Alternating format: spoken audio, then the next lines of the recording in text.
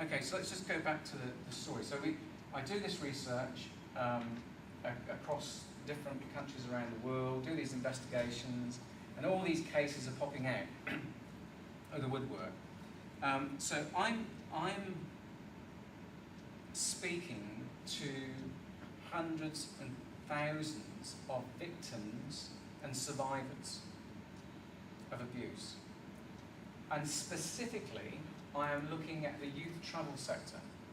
I am looking at those young people who have come from one country into another. That's what I'm focused on. And what I'm finding is lots of similarity around not only the types of offences that are going on, that are unreported, but I'm also finding offender behaviour is similar in lots of ways. Now let me just explain to you the difference between child abuse as we would know it in Queensland versus this type of abuse that I'm talking to you about. In a domestic setting like Queensland, for example, and it will be no different here than in any other Western democracy, you will have child abuse day in, day out, day in, day out, being reported to your statutory authorities,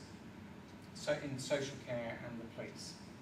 And if you analyse or look at what's coming over the counter day after day after day, somewhere in the region of 90–95% of that is what we would call interfamilial abuse. It's all stuff within the family or the extended family. Thousands of cases coming through the door all the time. And that's the bread and butter of the statutory services work, is interfamilial cases, where it's linked to a father, a stepfather, a stepmother, a mother, a sister, an auntie, an uncle, a granddad, a next door neighbour, friend, and so it goes on. It's all classified as the interfamilial sector. What we're talking about here is we're outside of that sector of interfamilial stuff. So the cases are lower in frequency because of the statistical nature of it. But what we're finding is that actually offenders, or potential offenders, they've been there for years. They've networked on this for years. So they're already ahead of us. And they're already in these positions of trust, or they're working their ways into these positions of trust. So safeguarding is the way forward. It's about dealing with the offender within already. So if you've got offenders within your organisation already, we've got to deal with the offender within. You've got to deal with the offender without. The ones that are out there looking for a place to target to come in. So you need to look at how do we operate our systems so that we can reduce the risk and prevent the opportunities for the offenders coming in. Okay, going back to the story. So we've got this research, all these crimes being identified, all these interviews and face-to-face opportunities with victims and survivors who are telling me their stories, disclosing to me their stories, who they've never disclosed in many instances ever before. Now the methodology of how I did all that, that's just another conference. We can talk about that another time. But trust me, these people are disclosing all of this information. Now, the trick now is to find offenders. Why? Well, it's really important to analyse and profile offender behaviour. And the reason for that is I've got part of the story from the victims and the survivors. What I need is the psyche of the offender. I need to find out what it is that drives this offender and how they did what they did and how they managed to get away with it.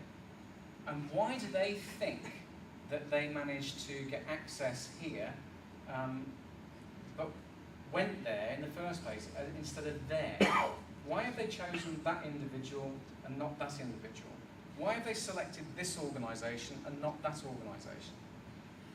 So, what's now happening is we're building up what I like to call a profile, but effectively, I like to see it like this because I'm a very visual person.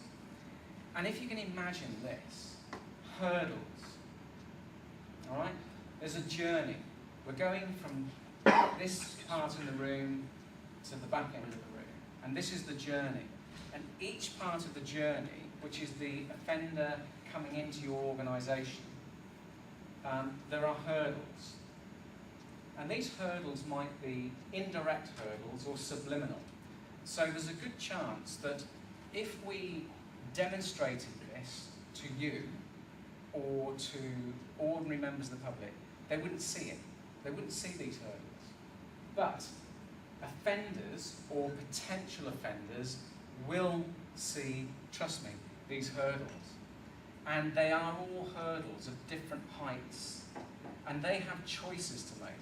And this is where safeguarding comes in, because if you can place these hurdles in the way of potential offenders, then actually you're doing your organisation a lot of good.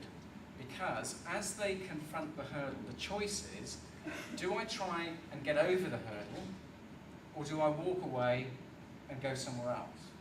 Well, what you're after, no matter which organisation you're in, is you're after them walking away. That's the trick. What I'm after is I'm after them walking away from all organisations because they can't get in. You have to be a bit more selfish.